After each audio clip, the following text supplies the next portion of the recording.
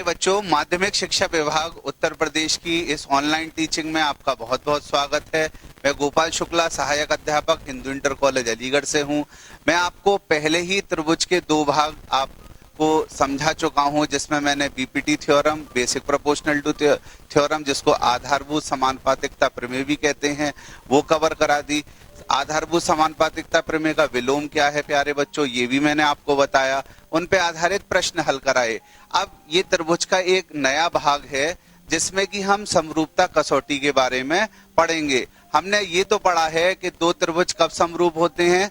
दो त्रिभुज समरूप होते हैं जबकि उनके संगत कोण बराबर हो और उनकी संगत भुजाओं का अनुपात बराबर हो। अब हमें ये सीखना है कि क्या इनमें से कोई कंडीशन हटाने के बाद भी त्रिभुज समरूप होगा या फिर कुछ ऐसी छोटी कंडीशंस मिल सकती हैं जो दो त्रिभुज को समरूप कर दे। वही आज हम पढ़ेंगे। तो उससे पहले हम जान लेते हैं कि आज हमारे चर्चा के बिंदु क्या रहेंगे।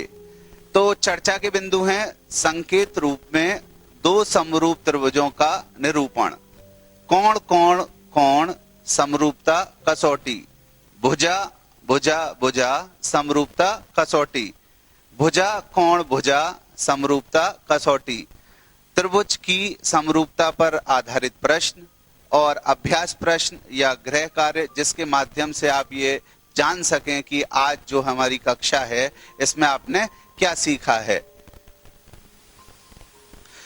संकेत रूप में दो समरूप त्रिभुजों का निरूपण। यहाँ पर आप देख रहे हैं प्यारे बच्चों कि ये कोण एक चाप से निरूपित है, ये वाला, और ये वाला कोण भी एक चाप से निरूपित है। ये वाला कोण दो चाप से निरूपित है इस त्रिभुज में। इस त्रिभुज में ये वाला कोण दो चाप से निरूपित कर रखा है हमने, और सी कोण तीन चाप से निरूपित कर रखा है, और यहाँ पर एफ कोण हमने तीन चाप से निरूपित कर रखा है। तो इसका मतलब क्या है, आप अच्छे से समझो कि ये संगत कोण है। ए कोण डी कोण संगत कोण है, बी कोण ई कोण संगत कोण है, और सी कोण एफ कोण संगत कोण है। और समरूप त्रिभुजों में संगत कोण बराबर होते हैं। ए तथा डी संगत कोण हैं, बी तथा ई संगत कोण हैं, और सी तथा एफ ये भी क्या है, संगत कोण है। अब संकेत रूप में ये वाला संकेत हम उपयोग करते हैं किसके लिए, समरूपता के लिए। जब भी दो त्रिभुज समरूपता हमें देखनी होती है तो हम ये वाला संकेत जो है वो निरूपित करते हैं। ऊपर लिए गए त्रिभुजों की समरूपता को कैसे दिखाएंगे, त्रिभुज एबीसी समरूप होगा त्रिभुज डीईएफ से, जो प्रदर्शित किया गया है। अब देखिएगा, एक चीज और जान लेना आवश्यक है कि जैसे हमें समरूप त्रिभुज लिखना है तो त्रिभुज, अब यहां पर देखिए कौन कौन से कोण बराबर है। ए कोण और डी कोण बराबर है तो हमने इसको पहला प्लेस दे दिया यहां पर ए को, और दूसरे त्रिभुज के लिए पहला प्लेस डी को दे दिया। अब बी और ई कोण बराबर है तो दूसरा प्लेस यहाँ बी को दे दिया, और यहाँ पर दूसरा प्लेस हमने किसको दे दिया, ई को दे दिया। और ऐसे ही यहाँ पर सी और एफ कोण बराबर हैं तो तीसरा प्लेस यहाँ सी को दे दिया, तो यहाँ पर तीसरा प्लेस एफ को दे दिया, और बीच में समरूपता का चिन्ह लगा दिया। तो एक चीज याद रखिएगा कि इसमें लिखने का तरीका वही है, जो कोण एक जैसे हैं उन्हें एक जैसे प्लेस पे रखना बहुत जरूरी है, जिससे आपको ये पता चल जाए कौन से कोण संगत कोण है। जैसे ए कोण डी कोण के बराबर है, बी कोण ई कोण के बराबर है, सी कोण एफ कोण के बराबर है। तो यहां से ये हमें पता अच्छे से चल रहा है। अब चलिए आगे देखते हैं, कोण कोण कोण समरूपता कसौटी क्या है ये समझते हैं। यदि दो त्रिभुजों में संगत कोण बराबर हो तो ये त्रिभुज समरूप होते हैं। जब हमने दो त्रिभुज की समरूपता के बारे में पढ़ा था तो पढ़ा था कि दो त्रिभुज कब समरूप होते हैं, एक तो जब उनके संगत कोण बराबर होते हैं, और एक उनकी संगत भुजाओं का अनुपात एक जैसा होता है। अब लेकिन जो दूसरी कंडीशन है उसे हटा दें और संगत कोण भी आपके बराबर हो जाएं, तब भी त्रिभुज क्या हो जाएंगे, समरूप हो जाएंगे। देखिएगा, ये 80 अंश ये दोनों कोण बराबर हैं, 60 अंश ये दोनों कोण बराबर हैं, और 40 अंश ये दोनों कोण बराबर हैं। तो इसका मतलब इस त्रिभुज के तीनों कोण इस त्रिभुज के तीनों कोण के बराबर हैं। देखिए यहाँ पर दर्शाया भी गया है, कोण ए बराबर कोण पी, कोण बी बराबर कोण क्यू, कोण सी बराबर कोण आर। तो इससे क्या हो गया, त्रिभुज एबीसी किसके समरूप हो जाता है, PQR के, जब आपके त्रिभुज के एक त्रिभुज के तीनों कोण दूसरे त्रिभुज के तीनों कोण के बराबर हो जाते हैं तो दोनों त्रिभुज क्या हो जाते हैं, समरूप हो जाते हैं। अब एक चीज जानना और आवश्यक है कि अगर एक त्रिभुज के दो कोण दूसरे त्रिभुज के दो कोण के बराबर हो जाएं तब भी क्या वो समरूप होते हैं? हाँ प्यारे बच्चों, बिल्कुल होते हैं, क्योंकि त्रिभुज का जो गुणधर्म है कि त्रिभुज के तीनों कोणों का योग क्या होता है, 180 होता है। अब मान लीजिए दो कोण, मान लीजिए ये कोण आपको ना दे रखा होता, ये कोण आपको नहीं दे रखा होता, ये कोण नहीं दे रखा होता, तो आप क्या करते, 180 में से तीसरा कोण निकालने के लिए 180 में से क्या माइनस करते, 80 प्लस 40, और 80 प्लस 40 कितना हो जाता, 120, और 180 में से 120 घटाएंगे तो क्या उत्तर आ जाएगा, 60। तो तीसरा कोण आपको खुद ब खुद पता चल जाता, और जब यहां भी तीसरा कोण 60 होगा, यहां भी तीसरा कोण 60 होगा, तो त्रिभुज समरूप हो ही जाएंगे। इसका मतलब यहां से हमें यह समझ में आता है कि अगर त्रिभुज के दो कोण भी अगर बराबर हों तब भी उन्हें समरूप हम कह सकते हैं, या समरूपता उससे प्रदर्शित हो जाती है। आप नोट देखिए, जो मैंने आपको बताया वही नोट के माध्यम से आपके सामने है। यदि एक त्रिभुज के दो कोण किसी अन्य त्रिभुज के दो कोणों के क्रमशः बराबर हों तो त्रिभुज के कोण युग गुणधर्म क्या है, कोण युग गुणधर्म कि त्रिभुज के तीनों कोणों का योग 180 होता है, के कारण इसका तीसरा कोण भी बराबर होगा, जो मैंने आपको दिखाया कि तीसरा कोण भी 60-60 का होगा अगर दो कोण आपको पता है। इसलिए इसे ए समरूपता कसौटी भी कहा जा सकता है। ये आपको ध्यान रखनी है कि फिर हम इसको ए समरूपता कसौटी भी कह सकते हैं प्यारे बच्चों। तो ट्रिपल ए या डबल ए से दोनों त्रिभुज की समरूपता प्रदर्शित होती है। तो कभी भी आपके सामने सवाल आए तो पहले कोशिश करिए, क्या पहले त्रिभुज के तीनों कोण या पहले त्रिभुज के दो कोण दूसरे त्रिभुज के दो कोण के बराबर हैं या तीनों कोणों के बराबर है, तो त्रिभुज समरूप हो जाएगा। ये पहली कसौटी है। अब हम पढ़ते हैं दूसरी कसौटी, भुजा भुजा भुजा समरूपता कसौटी। ये क्या है, यदि दो त्रिभुजों में एक त्रिभुज की भुजाएं दूसरे त्रिभुज की भुजाओं के समानुपाती अर्थात एक ही अनुपात में हो तो दोनों त्रिभुज क्या होते हैं, समरूप होते हैं। उदाहरण के लिए सामने आपके उदाहरण हैं। तो हमने क्या करा कि यहां पर देखा कि AB और DF का अनुपात निकालने की कोशिश करी। AB 4 है और DF 6 है, 2 दूनी 4, 2 तिया 6। आप देख रहे हैं उत्तर कितना आ गया, 2/3। फिर हमने BC और EF में अनुपात निकालने की कोशिश करी तो BC कितना है चित्र से 5 और EF कितना है चित्र से 7.5। तो जब आप दशमलव हटाओगे तो ऊपर एक 0 बढ़ जाएगा, 25 दूनी 50 और 25 तिया 75। फिर आंसर कितना आ गया, 2/3। ऐसे ही आपने AC और DE में अनुपात निकालने की कोशिश करी तो AC कितना है चित्र से 3 और DF कितना है 4.5, दशमलव हटा के ऊपर 0 आ जाएगा, 30/45, 15 दूनी 30 और 15 तिया 45। तो उत्तर हर केस में 2/3 आ रहा है। और प्यारे बच्चों, अगर भुजाओं का अनुपात अगर एक जैसा आना चालू हो जाए तब भी ये गारंटी है कि ये दोनों त्रिभुज क्या होंगे, समरूप होंगे। यही दूसरी कसौटी है जो किस नाम से जानी जाती है, भुजा भुजा भुजा या SSS समरूपता कसौटी से जानी जाती है। तो दो समरूपता कसौटी हो गई, AAA समरूपता कसौटी और SSS समरूपता कसौटी। अब एक और नई चीज आपके सामने आ रही है। वो दो कसौटियां तो शुरू की दो कंडीशंस ही थी जो दो त्रिभुज समरूप होते थे। अब ये एक नई बात आपको सीखनी है कि अगर दो त्रिभुज समरूप होंगे तो भुजा कोण भुजा SAS समरूपता कसौटी कैसे दिखाएंगे। यदि एक त्रिभुज का एक कोण दूसरे त्रिभुज के एक कोण के बराबर हो तथा इन कोणों के अंतर्गत करने वाली भुजाएं समानुपाती हों तो दोनों त्रिभुज क्या होते हैं, समरूप होते हैं। यानी समझने की बात क्या है, ये कोण दोनों बराबर हैं 50-50। अब इन कोण को कौन कौन सी भुजाएं बना रही हैं बच्चों, एक तो बना रही है AB और एक बना रही है AC। यहां पर इस 50 को कौन बना रही है, एक भुजा बना रही है DE और एक बना रही है DF। तो एक तो कोण बराबर हो जाए और एक जो उस कोण को बनाने वाली भुजा इस त्रिभुज की हैं भुजाएं और इस त्रिभुज की भुजाएं हैं, उनमें अनुपात एक जैसा हो जाए। तो अनुपात निकालने की कोशिश करते हैं। AB का अनुपात DE के साथ निकाला तो 2/3 आ गया उत्तर। AC का अनुपात DF के साथ निकाला तो 2 दूनी 4, 2 तिया 6, उत्तर क्या आ गया 2/3। और जब 2/3 बराबर 2/3 है, यानी कि आपका राइट हैंड साइड सेम है, यानी दायां पक्ष एक जैसा है, तो LHS भी एक जैसी होगी। AB अपॉन DE किसके बराबर हो जाएगा? AC अपॉन DF के बराबर। तो जो भुजाएं इस कोण को बना रही थी उनका अनुपात एक जैसा आ गया, ये कोण एक जैसे आ गए। यही आपकी क्या है? SAS समरूपता कसौटी, यानी भुजा कोण भुजा समरूपता कसौटी, कि आप भुजाओं का अनुपात निकालें उत्तर एक जैसा आ जाए। लेकिन वही भुजाएं जो इस कोण को बना रही है, कभी भी गलती से आप BCEF मत ले लेना, क्योंकि BC इस 50 अंश वाले कोण को नहीं बना रही, EF इस 50 अंश वाले कोण को नहीं बना रही। कौन सी भुजाएं इन 50 अंश के कोण को बना रही हैं? AB और AC, और यहाँ पर DE और DF। तो ये तीन समरूपता कसौटी आपके सामने आई।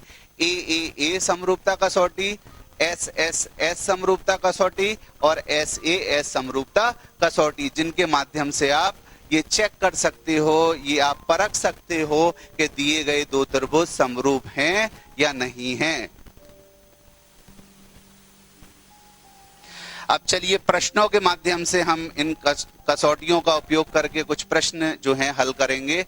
आकृति में आपको दे रखा है त्रिभुज ODC जो है समरूप है, ये समरूपता का चिन्ह है, आपको मैं बता ही चुका हूं कि त्रिभुज ODC किसके समरूप है? त्रिभुज OBA के। और आपको कुछ इंफॉर्मेशन दे रखी है, BOC 125, CDO 70 अंश, और आपको इन कोणों के मान निकालने हैं। तो सर्वप्रथम हम एक बात जान लेते हैं जो कक्षा 9 में हमने पढ़ी है कि एक रेखा होती है ना, सरल रेखा, उस पे बने हुए दोनों कोण का योग कितना होता है? 180।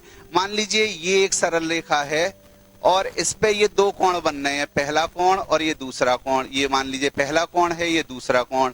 तो पहले कोण प्लस दूसरे कोण का योग किसके बराबर होगा? ये होगा 180 के बराबर। ये बात जान लेना है हमें।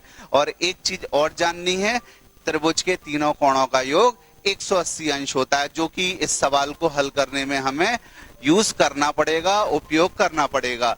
तो देखिएगा यहाँ पर DOB क्या है? एक सरल रेखा आपको दिख रही है, जो मैं दिखा रहा हूं, ये DOB क्या है? एक सरल रेखा है, यानी सीधी रेखा। सरल माने जो सीधी रेखा हो उसी को ही बच्चों क्या कहते हैं? सरल रेखा कहते हैं। और सरल रेखा पे कौन से कोण बन रहे हैं? दो। एक तो बनना है ये वाला कोण और एक बनना है ये वाला कोण, और इन दोनों का जो जोड़ होगा वो कितना होगा? 180। तो आप देख रहे हैं एक तो कोण बनना है DOC और एक कोण कौन सा बनना है आपका?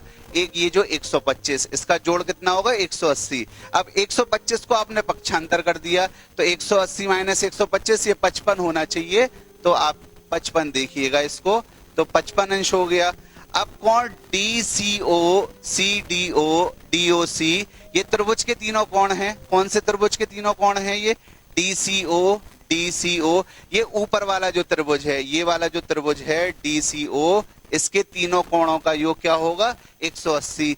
DCO ये रहा पहला कोण, CDO ये दूसरा कोण हो गया, और DOC ये तीसरा कोण हो गया। तीनों का योग कितना होगा? 180 अंश। अब हमने CDO का मान लगा दिया ऊपर से देख के 70 अंश, DOC का मान हम निकाल चुके हैं 55 अंश, वो लगा दिया हमने। और अब हम क्या करेंगे? ये 70 और 55 को पक्षांतर करेंगे दूसरी तरफ। तो आपने 70 और 55 को दूसरी तरफ पक्षांतर किया। 70 और 55 को आप जोड़ोगे तो 125 आएगा, 180 में से 125 जाएगा तो क्या आ जाएगा? 55 अंश उत्तर आ जाएगा। तो ये दूसरा कोण आ गया। अब हमें सवाल में स्टार्टिंग में क्या दे रखा था? ODC और OBA ये समरूप हैं, और समरूप हैं तो O वाला कोण बराबर होगा, ये दोनों कोण बराबर होंगे। और कौन सा कोण? D और B बराबर होंगे, D और B, ये B ये वाला कोण और ये वाला कोण, ये दोनों बराबर होंगे। और इसके बाद कौन सा कोण बराबर होगा? CA के बराबर होगा। ये जो C वाला कोण है ये किसके बराबर होगा? A वाले कोण के बराबर।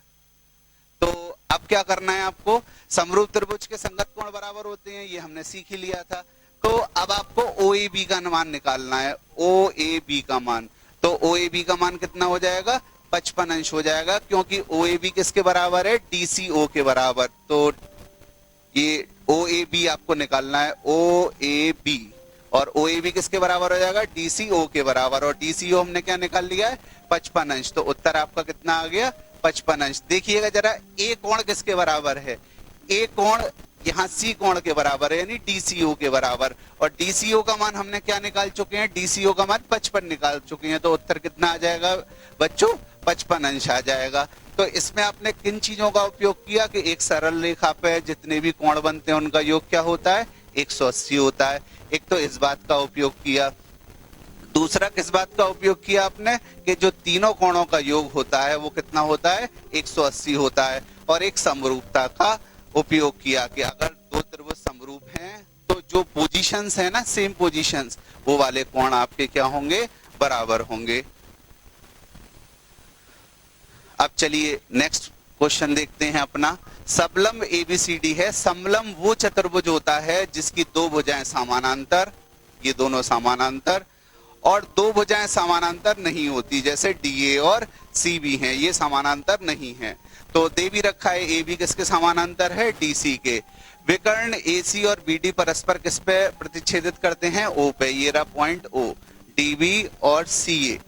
अब क्या करना है आपको, समरूपता कसौटी किसी न किसी का उपयोग करके ये सिद्ध करना है, O A upon O C equals to O B upon O D, ये आपको सिद्ध करना है। तो दिया है में क्या लिखेंगे, एक तो समलंब चतुर्भुज है हमारे पास जिसमें विकर्ण है ए सी बी डी, जो परस्पर कहां पर प्रतिच्छेदित करते हैं, ओ पे करते हैं। जो कुछ प्रश्न में इंफॉर्मेशन आपको दे रखी है, जो तथ्य दे रखे हैं, उनको आपने दिया है में लिख दिया। उसके बाद जो सिद्ध करना है वो यहाँ पर सामने दर्शाया गया है, तो ये आप सिद्ध करेंगे। अब चलिए इसको कैसे करते हैं देख लेते हैं।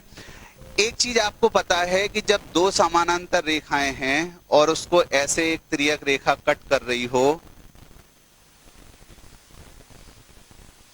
तो ये जो दोनों कोण बनते हैं ये दोनों क्या होते हैं, एकांतर कोण। लेकिन शर्त क्या है, ये दोनों समानांतर होनी चाहिए, तब ये जो कोण बनेंगे एकांतर कोण होंगे, और ये आपस में बराबर होते हैं। जैसे ये कोण 1 है, ये 2 है, तो कोण 1 बराबर क्या होगा, कोण 2।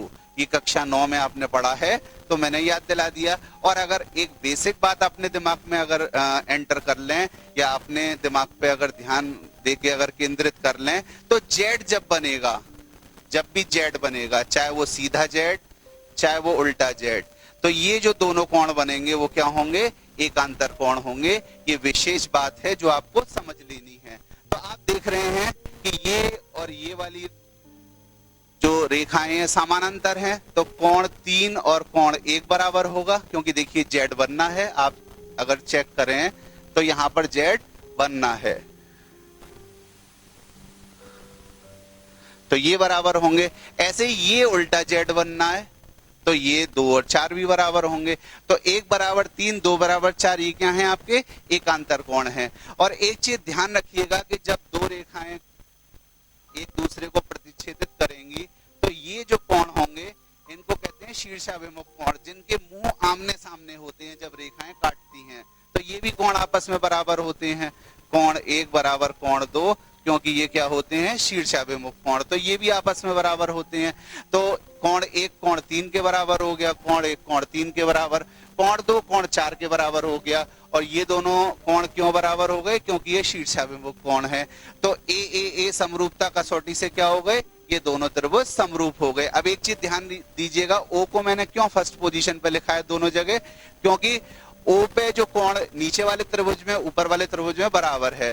फिर हमने सी को सेकंड पोजीशन पे और ए को सेकंड पोजीशन पे क्यों लिखा है, क्योंकि जो सी पे कोण है ऊपर वाले त्रिभुज में और ए पे जो कोण है नीचे वाले त्रिभुज में वो बराबर है। फिर तो बचे हुए आपको शीर्ष लिख ही लेने हैं। इसके बाद क्या करना है आपको, अब संगत भुजाएं कहां से पता चलेंगी, शुरू के 2 वर्टेक्स या शीर्ष लेने से क्या भुजा बनी, ओ सी।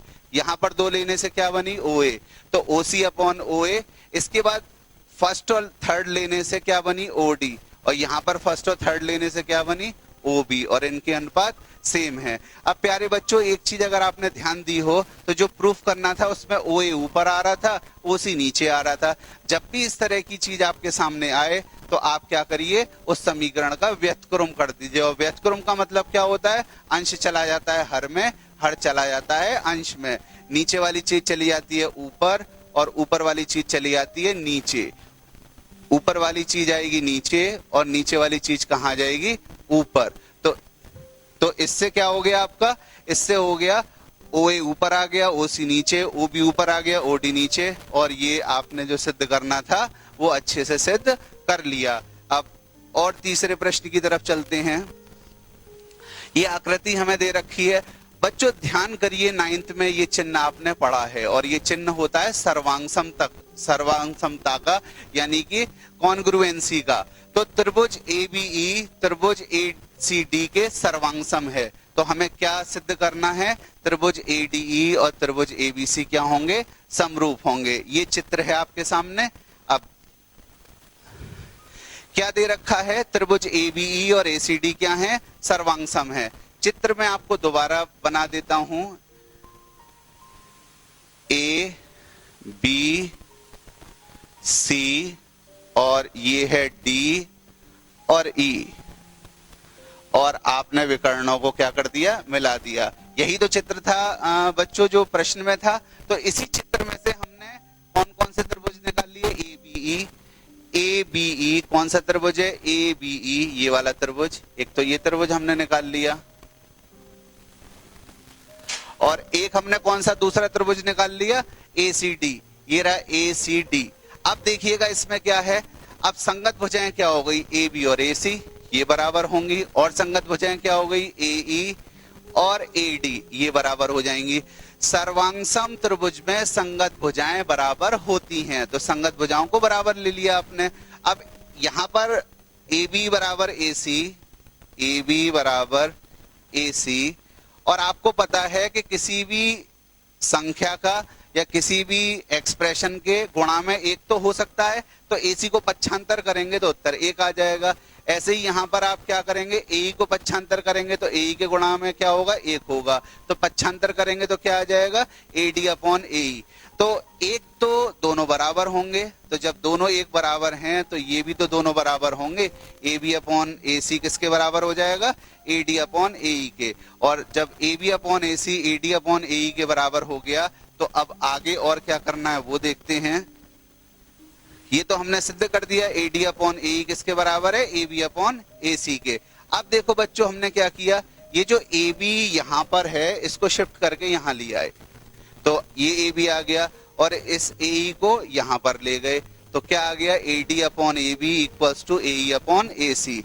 और वो जो दो त्रिभुज हैं जो हमारी ओरिजिनल फिगर थी, A B C D E, इसमें हमने कौन से त्रिभुज ले लिए, एक तो ऊपर का एडीई और एक पूरा एबीसी।